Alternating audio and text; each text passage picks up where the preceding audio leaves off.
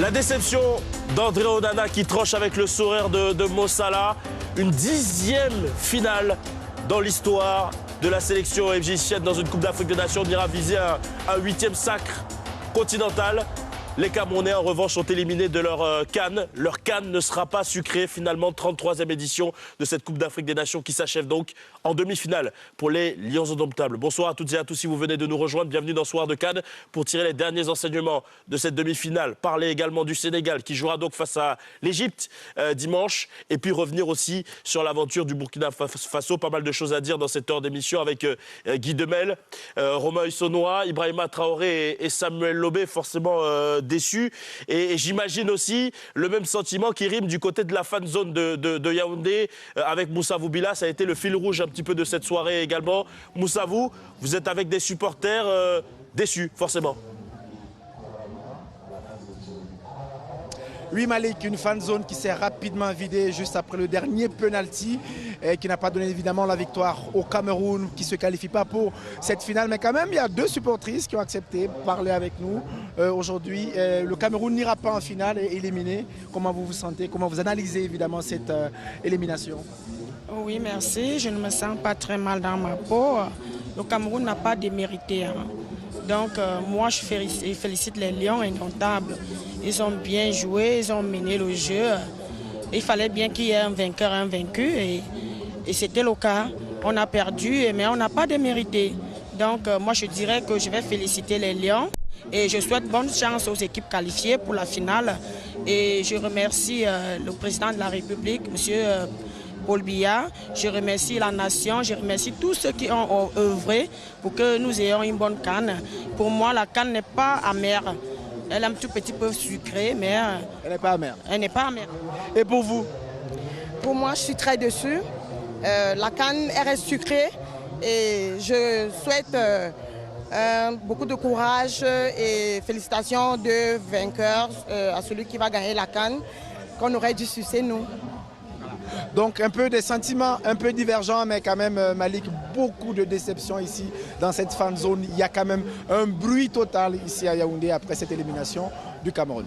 Ouais, merci Moussa. On préfère plutôt parler de sucré salé, pas d'amère, parce qu'il y a eu quand même un beau parcours des Lions indomptables qui voulaient aller chercher à la maison pour la première fois de leur histoire une 6e étoile continentale. Une première réaction avant de reparler de cette élimination du Cameroun, des hommes d'Antonio Conceição. Réaction du capitaine Vincent Aboubakar avec Leroy Kabea. Bonsoir Vincent. Oui, bonsoir. Vous avez dominé cette rencontre, mais vous sortez aux portes de cette finale. Comment vous expliquez cette élimination? Je pense que c'est une grosse déception. Je pense que c'est une grosse déception. La CAN est organisée au Cameroun, malheureusement on s'est fait éliminer en demi-finale. Je pense que dans le football, ça paye cash. Hein. On a une grosse équipe. Chaque fois qu'on essaie les jeux collectifs, on gagne toujours. Aujourd'hui, chacun voulait montrer de ce qu'il est capable et c'est ça. Ça paye le football, ça ne ment pas. Pour vous, c'est une vraie faille collective. Du coup, ce soir, c'est... Chaque fois qu'on joue collectivement, on est bien collectivement, on gagne.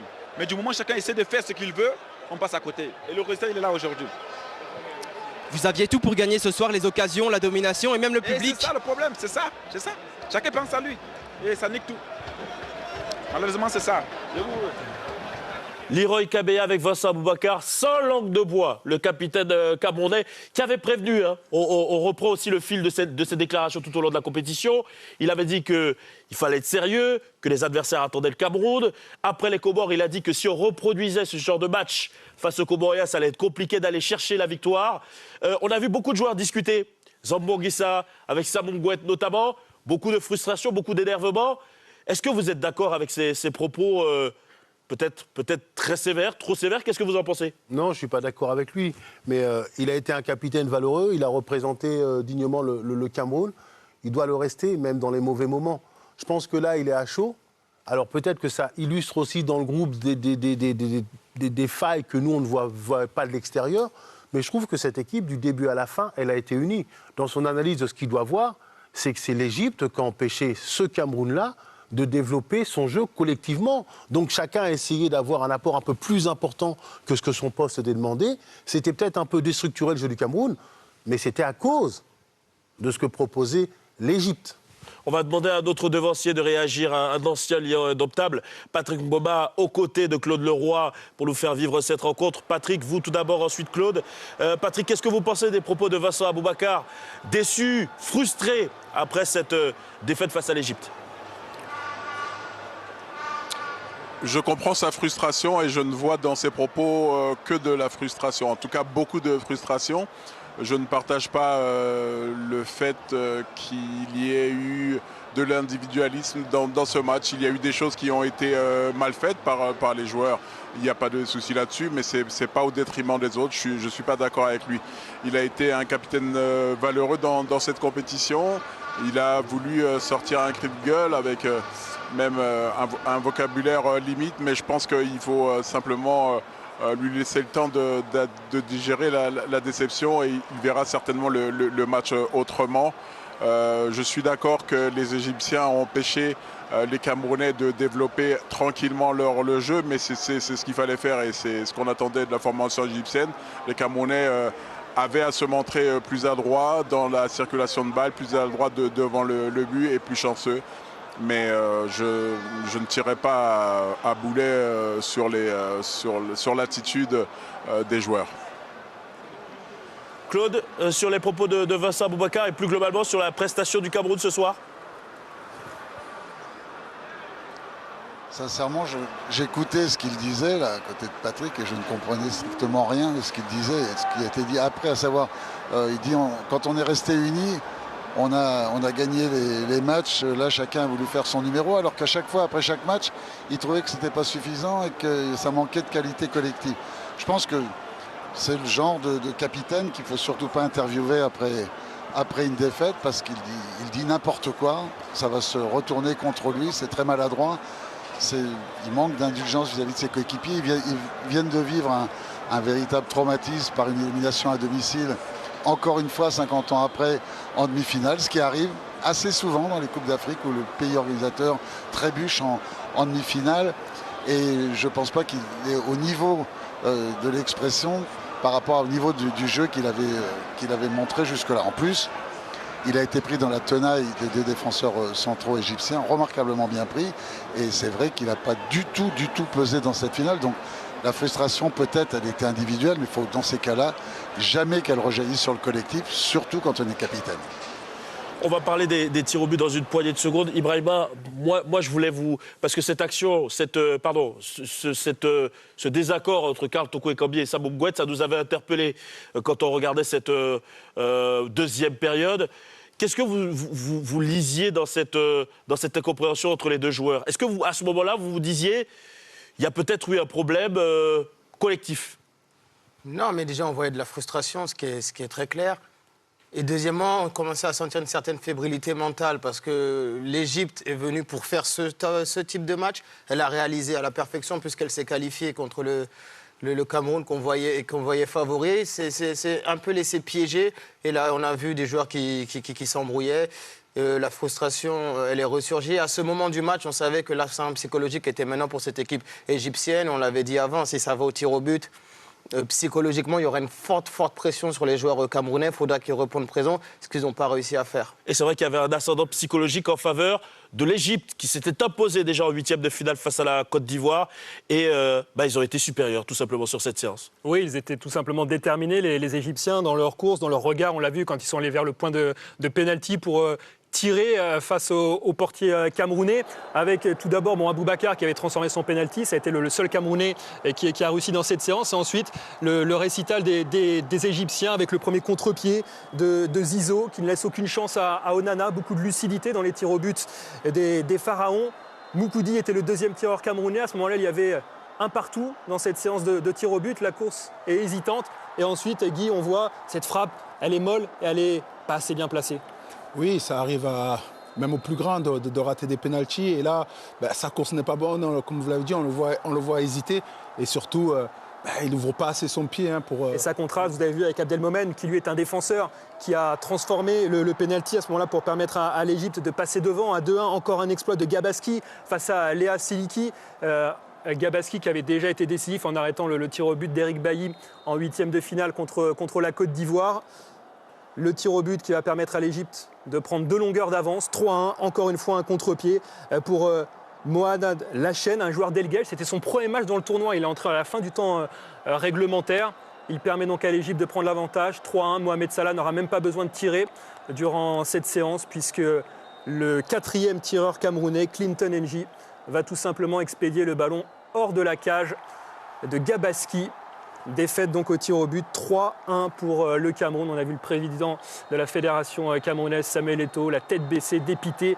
C'était la 2e fois donc que le Cameroun organisait la Coupe d'Afrique des Nations. On se souvient qu'en 72, le Cameroun avait déjà chuté au stade des demi-finales. C'était face au Congo, futur vainqueur du tournoi 1-0. Encore une fois, un échec en demi donc pour le Cameroun lors de sa Coupe d'Afrique des Nations. Et l'exploit de Gabaski quand même sur 2 séances de tir au but. Il en a sorti 3. Et c'est un gardien qui était normalement dans l'ombre dans ce tournoi puisqu'il était le remplaçant d'El Shenaoui. Et finalement, il se retrouve propulsé dans la lumière. Il est le héros de cette demi-finale. On l'a vu aussi pendant le match à plusieurs reprises avec son attitude, est un véritable leader. C'est un leader inattendu finalement pour cette Égypte qui va disputer la finale. 50 ans après, l'histoire se répète de façon défavorable pour les Lions indomptables du Cameroun. Sur cette gestion des tirs au but, Samuel, on l'a vécu ensemble. La question se pose à chaque fois. Est-ce qu'on doit désigner les tireurs? Est-ce que les tireurs doivent se désigner eux-mêmes? Vous, en tout cas, vous ne validez pas vraiment les différents tireurs camerounais. Non, c'est pas ça. C'est parce que c'est moi personnellement, mais mes collègues m'ont rappelé certaines choses. Parce que c'est vrai que moi j'ai tendance, quand je jouais, j'aimais pas trop quand les défenseurs tiraient les pénaltys. Parce que techniquement, je pense qu'ils sont un peu moins habiles. Mais il y a des défenseurs qui me font mentir. Et Guy me l'a dit, Ibrahima me l'a dit aussi. Il y a Ramos qui tire très bien les pénaltys. Il y a d'autres défenseurs qui tirent très bien les pénaltys aujourd'hui. Il ne faut pas oublier qu'il y avait des joueurs qui étaient sortis. Abdelmonem sur ce match. Donc, non, mais des joueurs qui étaient sortis comme Karl Toko et Kobe, par exemple. Voilà, c'est surtout que le joueur décide, mais l'entraîneur aussi doit sentir quelquefois oui, je suis courageux, je veux aider ma patrie, j'ai envie d'y aller. Mais l'entraîneur, quelquefois, il doit dire laisse un autre parce qu'il connaît aussi les qualités mentales des uns et des autres. Et à ce moment-là du match, il doit sentir qui peut, qui ne peut pas. Ça ne veut pas dire qu'il n'y aura pas des gros ratés. Donc c'est juste ça dans la gestion. Mais je préfère souligner l'Égypte qui a gagné et les courageux qui sont partis tirer les pénaltys. Une autre réaction ce soir, toujours avec Leroy Kabea. Justement, on parle de cette gestion des tirs au but avec Karl Toko et Kobe. Bonsoir Toko, on a l'impression ce soir qu'on a vu beaucoup de supporters dans les tribunes pleurer, mais pas mal aussi vous applaudir et être fiers de vous. Est-ce que ce soir vous sortez avec de la fierté ou pas mal de tristesse? Écoutez, je pense qu'on a fait un bon tournoi, on a été une bonne équipe. Même sur ce dernier match, on a bien joué. Malheureusement, on n'a pas réussi à marquer ce but-là qui nous évite les pénaltys. Après voilà, c'est la vie, comme on dit. Tout ce que Dieu fait est bon. On devait sortir maintenant, c'est parce qu'on devait sortir maintenant. Et voilà, en tout cas, on est fiers de ce qu'on a fait. Et on remercie les gens qui nous ont supportés. Juste, je ne sais pas si vous avez entendu ce que Vincent Boubacar a dit. Il a parlé d'une vraie faille individuelle ce soir, des joueurs qui ont voulu se prouver à eux-mêmes, faire des efforts tout seuls, sans jouer collectivement. Qu'est-ce que vous en pensez? Il pense ce qu'il veut, il dit ce qu'il veut. Moi, je ne vais pas polémiquer sur ça. En tout cas, voilà, moi, je tiens à féliciter l'équipe. Voilà, parce qu'on s'est tous battus ensemble, je trouve. On a essayé de marquer, on n'a pas réussi. Et dans le football, des fois, c'est comme ça. Dans le football, dans la vie, des fois, tu essaies des choses, tu ne réussis pas. En tout cas, on est fiers de ce qu'on a fait. On est allé le plus loin possible parce que c'est ce qu'on voulait faire. Maintenant, il reste un match pour finir 3e et finir le tournoi le plus haut possible. Vous avez vu que la séance de tir au but de l'Égypte a été très préparée. On a l'impression que la vôtre n'a pas été aussi préparée que la leur. Est-ce que vous partagez ce sentiment? Non, simplement, voilà. Vous savez, les pénaltys, c'est soit tu marques, soit tu rates. Il faut avoir le courage de tirer. Après, voilà, faut pas pointer du doigt les garçons qui ont raté. Ils ont le courage d'aller tirer. Voilà, nous, on est derrière eux, on est avec eux. Le discours positif de Karl Toko et Kobe, même si il y a cette réaction au propos de Vincent Boubacar, on a le sentiment quand même, Guy tout d'abord, Ibrahima ensuite, la tanière s'est fissurée après ce match. Oui, on l'a dit tout à l'heure, après la déclaration du capitaine des Lions indomptables, que c'est regrettable. Après, voilà, il y a beaucoup de frustration qu'on a senti même dans le jeu. Très rapidement, ils ont été impatients dans le jeu, ils sont désorganisés. Mais on l'a dit, c'est aussi parce que l'opposition les a menés à ça. Alors c'est à chaud, il faut laisser aussi le temps aux joueurs peut-être de mieux lire la situation, de faire une meilleure autocritique aussi déjà personnelle et puis une meilleure analyse. Mais effectivement, lorsqu'on entend ces propos-là, on a un peu peur pour la suite. Ouais, bah. Oui, exactement. Là, on a 2 joueurs forts. On a longuement parlé d'eux avant le début de ce match. On disait le duo d'attaque. Et là, ils ne sont pas d'accord. Mais je pense que va falloir prendre vraiment du recul et ne peut-être pas donner trop d'importance à ces réactions directement après le match où on voit qu'ils ont tous les deux même pas la même lecture du match qui s'est produit. Peut-être que demain ou après-demain, ils verront que peut-être ils ont été vraiment mis en difficulté par cette équipe de l'Égypte et que ce n'est pas une faille collective ou ce n'est pas une faille individuelle. Après, maintenant, il va falloir attention à ce que ça ne se fissure pas et que moins de joueurs possibles prennent la parole, je pense. Patrick Boba, on revient vous voir encore une fois sur la réponse, finalement, entre guillemets, de Karl Toko Ekambi à Vincent Aboubakar. Qu'est-ce que vous avez à dire là-dessus? Et plus globalement, sur la gestion des tirs au but. Et toujours cette éternelle question, qui doit définir les tireurs? Est-ce que c'est l'entraîneur ou alors on doit plutôt faire confiance aux sensibilités de chacun? Je trouve que la réponse de Karl Toko Ekambi est juste. Déjà, c'est de dire qu'il dit ce qu'il veut, qui semblait dire qu'il n'était pas d'accord avec les propos de son ami, de son capitaine. En tout cas, oui, Ibrahima a dit qu'il fallait effectivement éviter de trop porter de l'importance à ces interviews d'avant-match, mais on est obligé de faire avec. C'est ce qui fait vendre du papier et donc il faut faire avec. Ensuite, vous savez, j'ai gagné mes 3 titres majeurs avec le Cameroun au tir au but et pourtant je me sens pas comme étant un donneur de leçons avec une théorie bien fixe sur les pénaltys. Je pense que Claude aura une idée de comment gérer la chose. Ibrahima aura la sienne, Guy aura la sienne. Tout le monde peut parler de beaucoup de choses. Soyons clairs, c'est on marque ou on marque pas. Vous voulez me dire ce que vous voulez. Moi j'ai vu Platini manquer, Zico manquer, Maradona manquer. Oui. Après, il y a l'attitude qu'on peut déplorer, c'est vrai. Il y a l'attitude, la Panenka complètement manquée. Il y a une attitude qui, j'ai pas besoin de la citer, qui n'a pas plu à beaucoup de monde ce soir. Ok, d'accord, mais c'est 5 tireurs qui doivent faire la différence face à 5 tireurs en face et on n'est même pas allé à 4 du côté égyptien. Claude, au-delà de, vous partagez certains propos de Patrick. Est-ce que sur les tirs au but justement, voilà, sur la question de l'attitude par exemple, je les partage tous. Est-ce que sur la question des tirs au but, il y a une méthode, sur les tirs au but, sur la gestion d'une séance de tirs au but et puis peut-être déterminer les choix à l'avance. Vous en aviez déjà parlé sur des émissions précédentes. Il y a quelques petits trucs sur lesquels je veux revenir, à savoir, je vous ai entendu dire qu'on sentait une faille à un moment sur des regards ou des coups de gueule entre joueurs. Ça arrive dans tous les matchs du monde et c'est pas parce qu'il y a un coup de gueule entre 2 joueurs sur un terrain que l'ambiance est délétère. Je vais vous dire une chose, c'est que si les tirs au but avaient été perdus par l'Égypte, vous auriez vu un petit peu la réaction de Sharif qui a été un remplaçant remplacé, où on sentait une tension incroyable sur le banc à ce moment-là. Donc il faut faire très attention des analyses d'après-match selon un résultat. Il faut toujours tout relativiser, toujours. Et puis ma perception à moi sur les tirs au but, mais moi c'est parce que j'ai perdu une finale de Coupe d'Afrique des Nations au tir au but contre l'Égypte en Égypte et je me suis toujours reproché de ne pas avoir désigné les tireurs parce qu'on était en avance, on était 4-4, on avait un tir au but à marquer, c'était André Canabi qui était un très jeune joueur, qui l'a mis sur le poteau, mais son attitude avait été très bonne et finalement les Égyptiens à la 2e série recommençant et tout ont marqué, nous on a raté, on a été battus. À partir de là, j'ai toujours décidé que c'est moi qui allais retirer toute cette pression psychologique aux joueurs pour juste les laisser se concentrer sur l'exercice technique.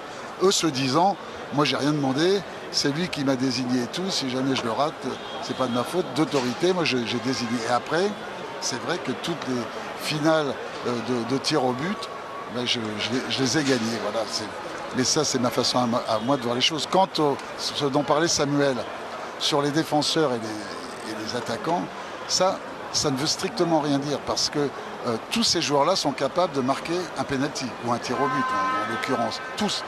Après, c'est un problème de maîtrise nerveuse et on a très souvent des défenseurs qui font preuve dans cet exercice de beaucoup plus de maîtrise nerveuse que les attaquants, beaucoup plus.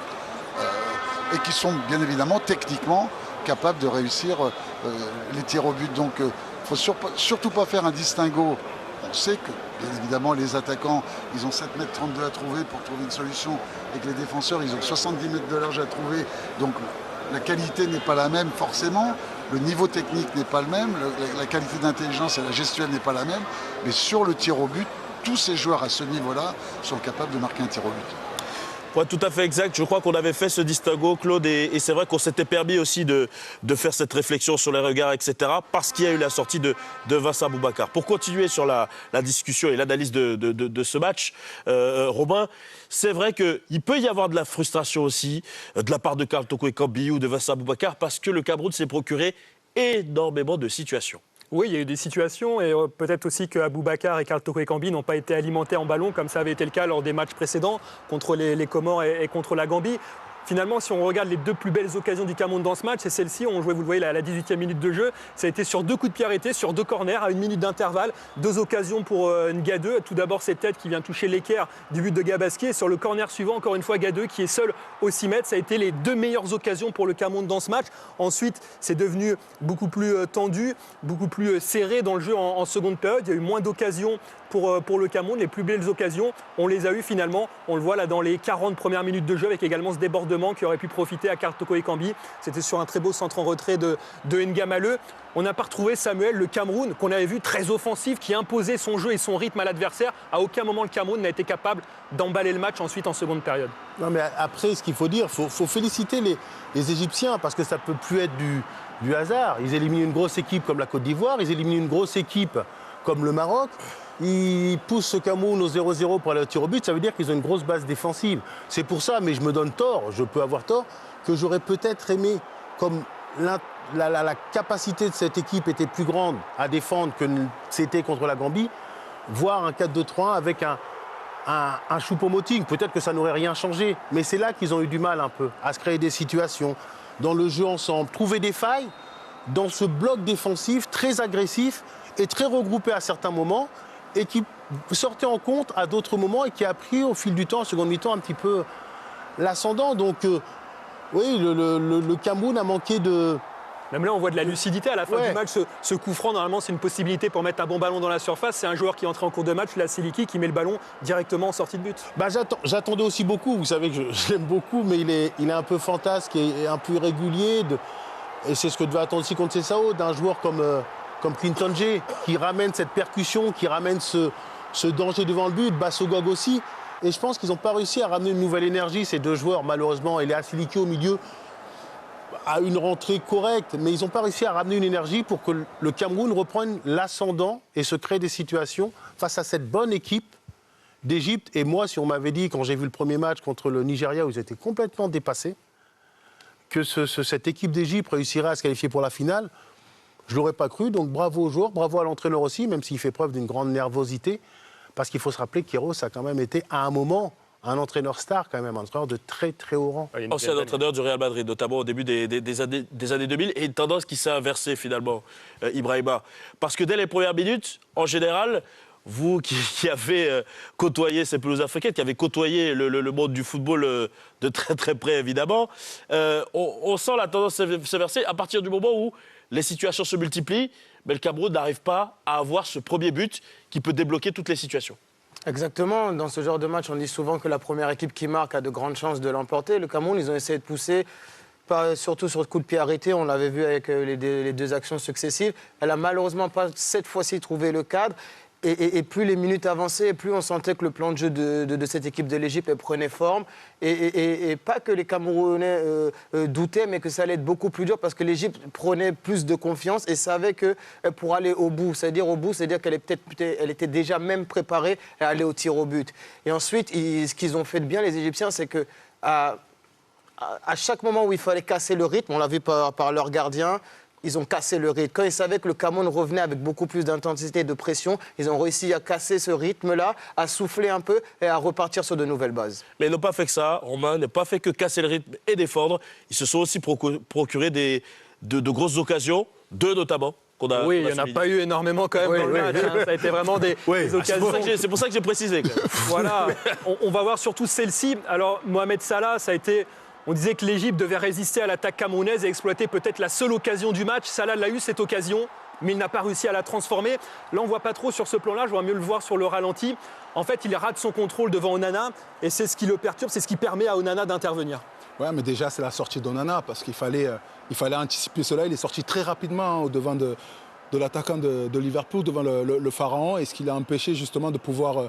on va dire, s'organiser pour passer le gardien comme il a rattrapé une belle erreur de Ongla, hein, qui avait fait cette passe en retrait, qui était mal assurée, qui était un peu trop molle vers son gardien. Et puis Salah a eu également ce tir durant la prolongation, durant la première période de la prolongation. Il avait déjà tenté un tir en début de match. On n'a pas vraiment vu Salah à son avantage dans le jeu aujourd'hui, mais bien sûr, ce qu'on va retenir, c'est la qualification. Même dans un match où il n'a pas brillé, son équipe continue d'avancer dans le tournoi. Et lui, à la différence des Camerounais, il aura l'occasion justement de briller en finale. Ça sera sa deuxième disputée pour Mohamed Salah. On voit tout de même toute sa qualité sur ses prises de balles à chaque fois, sur ses déviations. On l'avait vu à la mi-temps en première période. Là, encore une fois, contrôle, la passe tout de suite et ça permet à son coéquipier, à Sobi, d'avoir cette occasion, ce centre à la toute fin de la prolongation. Il y avait 3 joueurs égyptiens, même 4 qui étaient aux abords des 6 mètres. Là, à ce moment-là, Samuel, vous l'attaquant, c'est peut-être un manque de lucidité aussi des attaquants qui, on le voit, vont tous s'attrouper dans les 6 mètres et qui, du coup, ratent le ballon. Non, mais ils se jettent bien, mais je pense qu'ils se gênent les uns les autres. Il y en a un qui doit prendre la décision, mais avec le torse, avec le genou, comme on a vu hier, le joueur du Burkina Faso,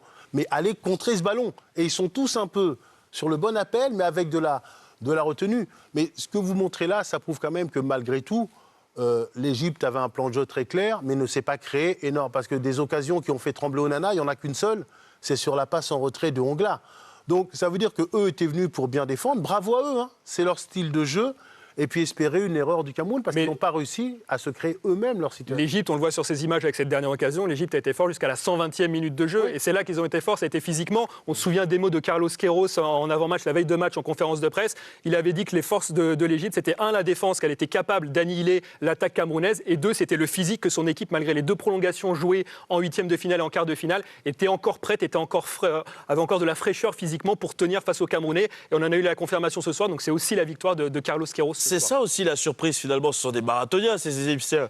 3 séances de prolongation, 2 séances de tir au but, et dès les premières minutes, ils ont commencé à presser cette équipe camerounaise. Ou c'était quoi? C'était un petit peu d'intox? Ou alors c'était, oui, on est frères, on va quand même venir les chercher, avant de se rendre compte que finalement, il fallait revenir au plan initial?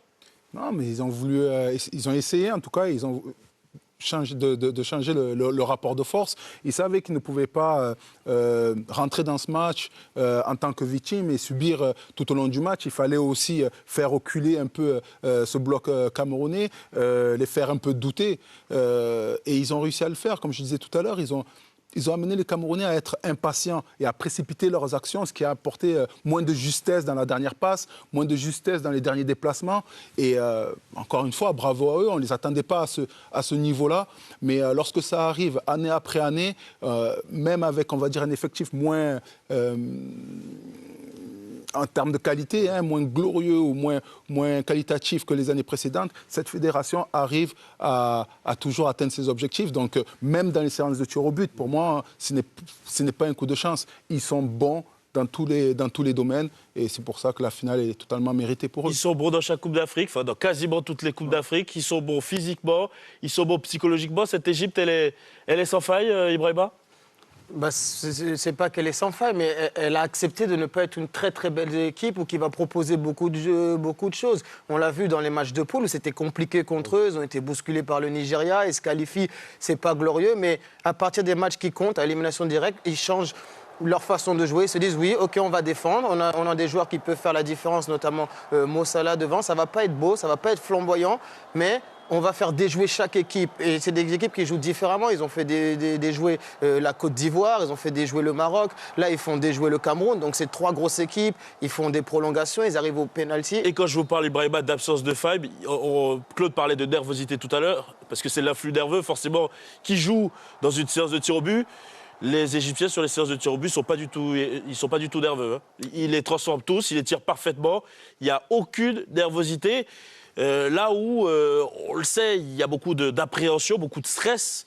Même vous le disiez, à chaque fois, même quand vous ne jouez pas une séance de tir au but, même quand vous la regardez à la télé, vous avez ce stress-là. Ouais.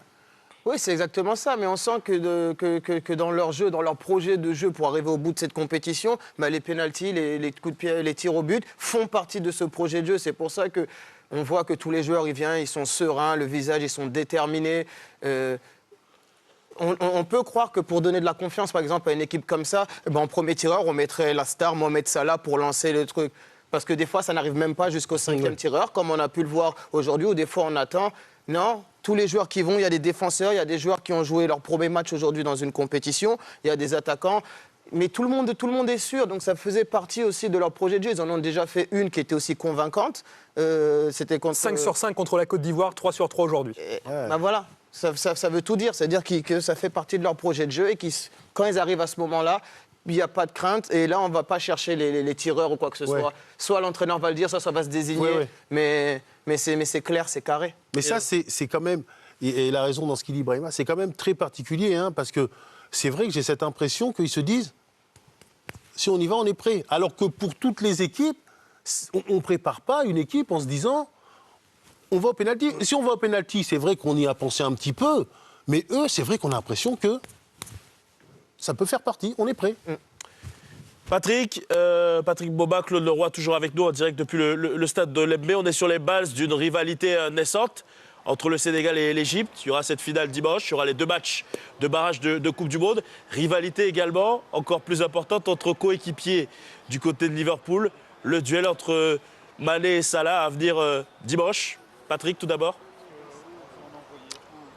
Ouais, je vais commencer par être de mauvaise foi et je vais supporter les Sénégalais parce que je ne veux pas voir les Égyptiens s'en aller au nombre de titres. Et puis après, je vais être de toute bonne foi. Je pense que le Sénégal est, je le dis, bien meilleur que l'Égypte dans cette compétition et que tout à l'heure, on parlait des numéros 10 du Cameroun et de l'Égypte. Ils ont été transparents, tandis que Sadio Mané, moi je l'appelle le guide, c'est vraiment celui qui a porté le Sénégal dans les moments clés. Rappelez-vous ce penalty à la 96e minute. Suivez ces 3 passes décisives, ces 3 buts. La façon dont il a éteint le stade Amadou Ahidjo hier, c'est un joueur qui montre sa classe, il est déterminant, il est impossible à critiquer et avec une victoire possible du Sénégal, il serait, je pense, assez facilement le meilleur joueur de ce tournoi, tandis que Mohamed Salah n'a pas fait une belle compétition. Ce soir, il s'est encore manqué, ça s'est vu sur ce face-à-face face à Onana, qu'il a plus perdu qu'Onana gagné. Donc voilà, je le dis en toute bonne foi cette fois-ci. Je pense que le Sénégal a un gros avantage, notamment avec l'aspect physique.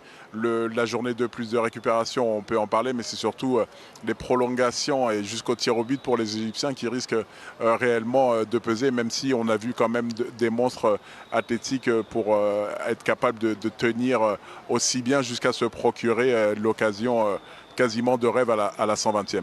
Ça, c'est pour le chapitre Mané. Claude, est-ce que vous croyez que Mo Salah, comme disait Patrick, qui a eu un tournoi délicat, pourra être ce guide, encore une fois, pour utiliser les mots de Patrick, sur cette finale, tout d'abord, dimanche?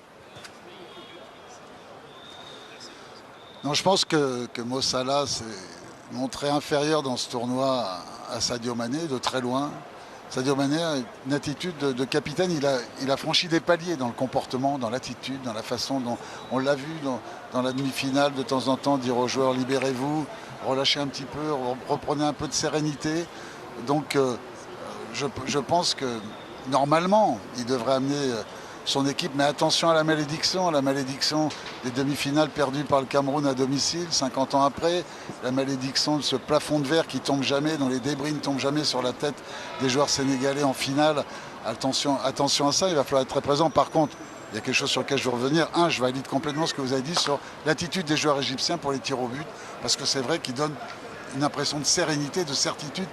Mais je pense qu'il faut que vous regardiez le match parce que j'ai entendu dire que d'entrée de jeu, les Égyptiens avaient mis un pressing sur les Camerounais. Il faut revoir le match parce que justement, ils ont jamais mis de pressing. Ils sont passés à partir du milieu de terrain. Ils ne sont jamais allés les chercher. C'est absolument exactement le contraire de ce qui s'est passé dans le début du match. Écoutez, on se reverra le match un peu plus tard. Mais en tout cas, pour continuer de parler de ce duel entre Sadio Mané et Mo Salah. Samuel, merci Claude et Patrick évidemment qui avaient été là avec nous jusqu'au bout pour analyser cette demi-finale et cette élimination donc malheureusement du Cameroun qui jouera la petite finale face au Burkina Faso. Ce sera samedi soir.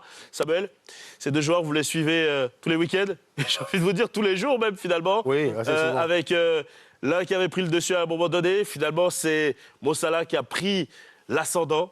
Finalement sur le Sénégalais. Mais voilà, les cartes seront rebattues encore une fois pour ce match-là et pour le mois de mars. Oui, les cartes sont rebattues sur ce tournoi, où effectivement il est plus Mané est plus productif, on va dire.